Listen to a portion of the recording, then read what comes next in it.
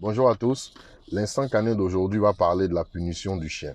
Nous remarquons que lorsque nous sortons de chez nous et venons trouver que le chien a fait une bêtise, on se met à crier, à gronder, à souvent même taper le chien.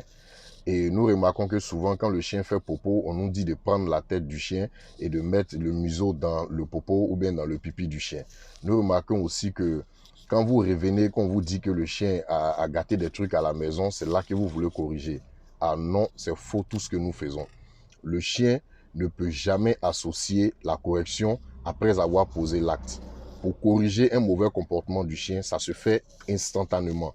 C'est-à-dire pendant qu'il est en train de faire popo, c'est là que vous coupez et vous l'orientez ailleurs.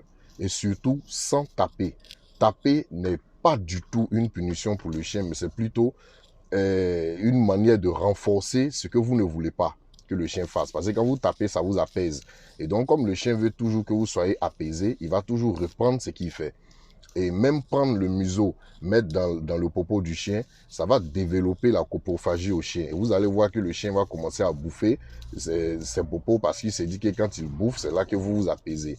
Faites très attention. La punition ne se fait pas n'importe comment et n'importe où. Dans d'autres instants canins, nous allons vous expliquer comment est-ce qu'il faut punir et pourquoi punir. Merci.